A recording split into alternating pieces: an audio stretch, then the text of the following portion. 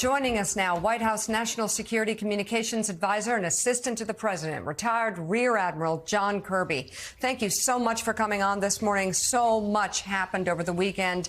I'm curious if you can assess for us what the options are on the table for Israel. And I know that you've already said that it's up to Israel to make a decision as to what their response will be. How much influence, though, will the United States have on that being as much diplomacy as possible, given how much upheaval the region is already enduring? Well, as you know, Mika, the president convened the G7 leaders yesterday to talk about a unified, strong diplomatic response. And those leaders talked about other ways we can work together to try to hold Iran accountable. So we're exploring some of those options as we speak. We'll see where that discussion goes. But what Iran did was truly unprecedented. And the world needs to speak with one voice that that's unacceptable and that they should be held to account for a scale of attack that we just haven't seen before coming from Iranian soil. Now, again, as you said, what the Israelis will do, and they will talk about that, and I certainly want to reserve them that space. The president was clear with Prime Minister Netanyahu on Saturday night that this was an extraordinary military success. It showed not only Israel's military superiority, but that Israel's not alone, that the United States the president put American fighter jets in the air actively defending Israel in harm's way. That goes a long way, and that sends a strong message about where Israel is in the region versus where Iran is in the region, which is increasingly isolated. Incredible precision and prevention led by the U.S. to intercept this attack. And I wonder what that collective, quick, fast, precise action says to Iran and about Iran. I think it says to Iran that when the president says we are committed to the self-defense of Israel, he means it.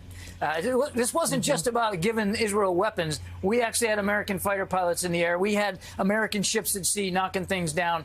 We were very much actively engaged. And the thing I think it says about Iran is that they don't have that military superiority. I mean, what they tried to do, they utterly failed. And again, I want to go back to what I said before. It also shows that Israel's not alone. They do have friends. Nobody's walking away from them and their ability to defend themselves. But again, the president also has made it clear he doesn't want to see a war with Iran. We don't want to see this conflict widen and deepen and broaden throughout the region. We want to see things de-escalate. Can I switch the conversation a little bit back to Gaza and Rafah and your relationship with the Israelis on that front? Because when we're talking about friends, after the shooting of the World Central Kitchen aid workers, America basically said to Israel, if you don't allow more aid in, we will reconsider our policies towards Israel. Are you satisfied with the amount of it? The aid has stepped up. Do you think it's enough? Are you satisfied? Is that threat of reconsidering your policy towards Israel now off the table?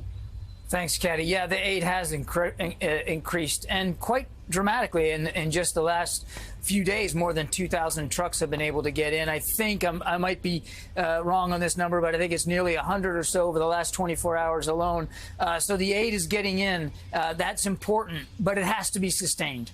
And what we also said was our policy with respect to Gaza will have to change if we don't see changes over time and have them sustained. So far, yes, they have been meeting the commitments they made to President Biden. They have been doing the things that the president asked them to do, but we really need to see it sustained over time. Jonathan Lemire, can we get audio? All right, I'm going to take Jonathan Lemire's audio. I guess that microphone doesn't work. Admiral, just moving forward, what will the White House be looking for and working toward in the next few days, given the dramatic attack that was intercepted over the weekend? It appears all is calm in Israel, given that schools are opening. But Israel has said they will respond when they feel like it, when they feel they are ready, and that there will be a response. What's the message that the administration is sending to Israel as they consider what to do next?